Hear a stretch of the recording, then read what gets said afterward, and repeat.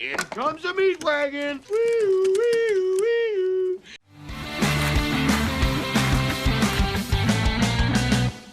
We're putting on the grill tonight. Let them sit out here and get to room temperature. Thing of beauty. I just had to get one more shot of this. They just look so good. Alright, now it's time to get to cooking. I like to use these tumbleweed fire starters. I've used the wax ones and the fibrous ones. These light up so fast. I think there's wax on them, but these seem to do the best for getting the fire started. Get a nice burn on that thing.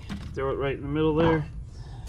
And then I like to use a couple of chunks of wood. I use apple. I like apple or cherry. I like something a little lighter. I don't like a heavy smoke, mesquite or hickory on mine. Just like a light smoke. That's it. Starting the fire is pretty easy, especially with one of these. This is an Acorn cooker by Char Griller. I've had this thing for a few years now and took care of it, and it works really well. I usually use the diffuser to put in the middle, but I'm going to try to not use the diffuser today. That's the diffuser. You can see how much I use it. I'm going to try not to use it today. I'm going to just go straight fire.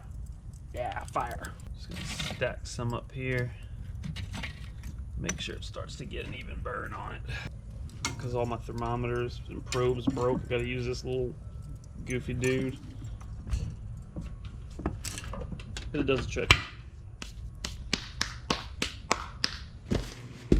Alright, for my meat, I just like black pepper and kosher salt. That's it. If you put butter on it, I don't want to be your friend. Just sprinkle that on, salt-based style. Rub it in nicely. Let it melt into that meat. Get the other side. Put some in my hand. Just sprinkle it on there.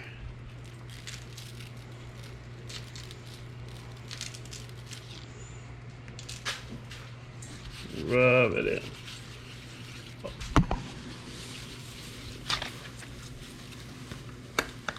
And then get some pepper. Same thing.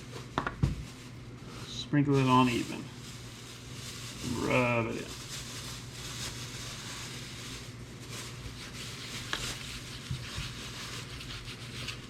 No butter. God damn it, no butter. No butter, right? No butter. No butter. Good meat does not need butter. You heard it here first.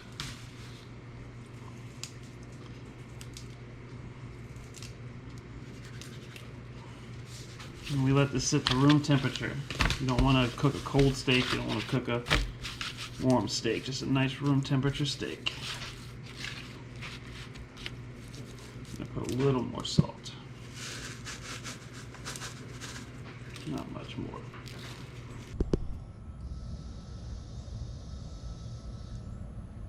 With that nice smoke coming off the grill now. Them wood chunks give it a good nice smoke. It's up to 150 degrees.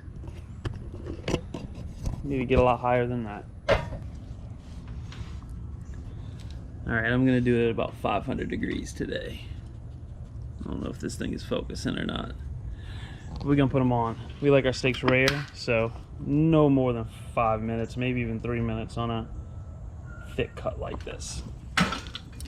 Ooh, that's a fire in there, boy. See that sizzle.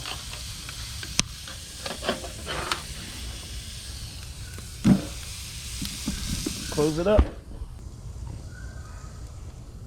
Not 3 hours. Let's do 2 minutes, and then I'm gonna turn it, get some grill marks. Okay, it's been 1 minute. Just gonna open it up. Just gonna turn them. Just like that. Close it back up.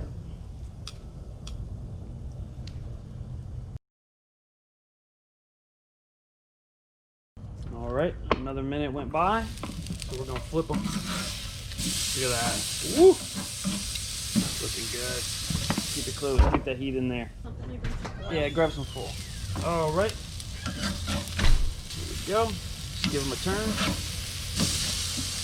I'm straight on that fire. I'm only gonna leave it in for one more minute. All right, that's another minute. That should be plenty. I'm gonna throw them down on here.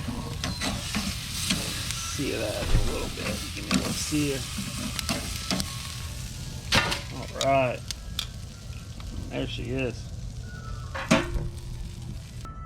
Once it comes off the grill and it sits in the pan, it still cooks a little bit, so you want to get close to your internal temperature, but not all the way to it. You want to let it cook up a little more once it comes out. So we'll let it sit, and then we'll cut into it.